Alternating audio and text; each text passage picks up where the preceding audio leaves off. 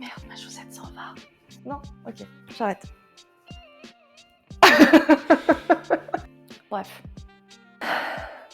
Salut à toi! Je suis ravie de te retrouver sur cette vidéo. J'espère que tu passes une bonne journée. Je t'invite à te mettre à l'aise. Aujourd'hui, je vais te parler de l'année 1801 et plus particulièrement te présenter des œuvres de cette année-là. Comme précédemment, je vais diviser cette vidéo en plusieurs parties. J'espère que ça te plaira. On commence tout de suite avec l'un des artistes phares du 19e siècle. Si tu n'as pas visionné ma vidéo précédente, je t'invite à le faire car je le présente. C'est Jacques-Louis David. Je vais donc être un peu plus expéditive aujourd'hui. Pour la faire courte, c'est un peintre français qui a 53 ans en 1801. Napoléon Bonaparte est son mécène. Et comme tu peux le voir, il a une tumeur à la joue gauche. C'est d'ailleurs pour ça qu'il est surnommé Grosse Joue.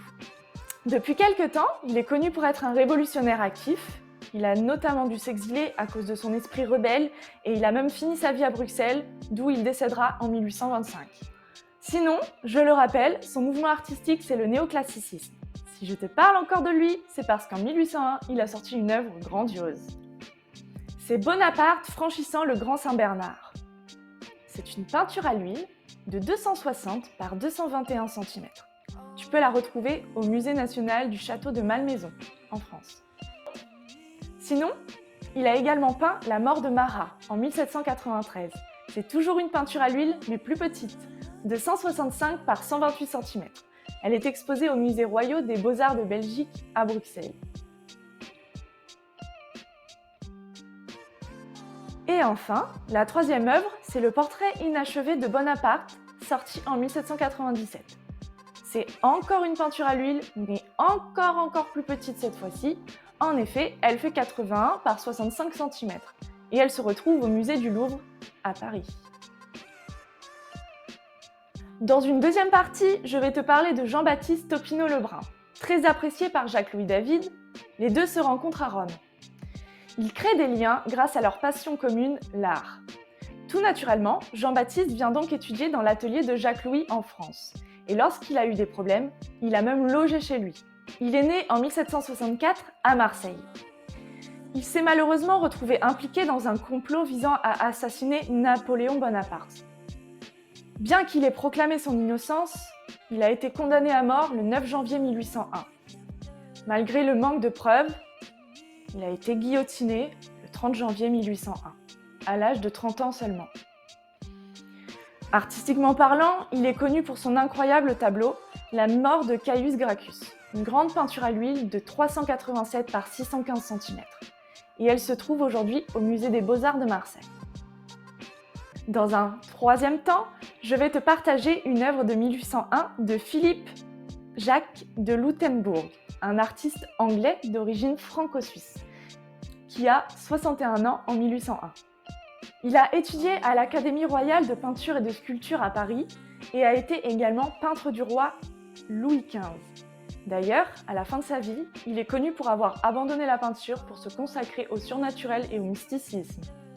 Je vais maintenant te montrer son œuvre intitulée Coalbrookdale de nuit. Désolée pour l'accent.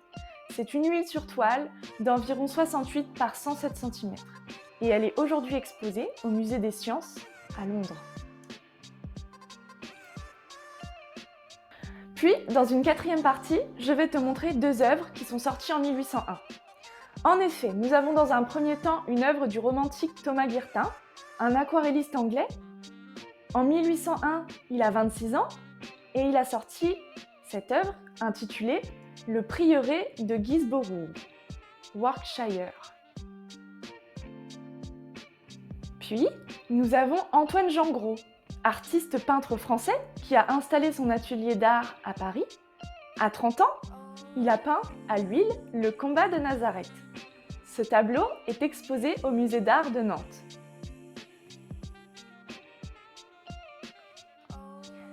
Et enfin, dans cette cinquième et dernière partie, je vais te présenter deux œuvres de John Singleton Copley. C'est un artiste peintre d'origine anglaise qui appartient au mouvement du réalisme. Il a 63 ans en 1801. Il est considéré comme le meilleur peintre classique de l'époque coloniale. Il a même été élu membre de la Royal Academy en 1779. Il est l'un des premiers portraitristes américains, et le plus célèbre de ses portraits est Le Garçon à l'écureuil de 1765. Et pour conclure, il s'essaya à la peinture d'histoire et a sorti son tableau intitulé Watson et le requin en 1778. Ces deux œuvres sont visibles au Musée des Beaux-Arts de Boston. Voilà, la vidéo touche à sa fin. Je te remercie d'avoir visionné jusqu'au bout. J'ai apprécié faire ces recherches et découvrir ces œuvres. J'espère que cette vidéo t'a été agréable et que tu as appris des trucs. En attendant, like cette vidéo, laisse-moi un commentaire, abonne-toi et active la cloche de notification pour ne pas louper mes prochaines vidéos. Sur ce, à bientôt et porte-toi bien.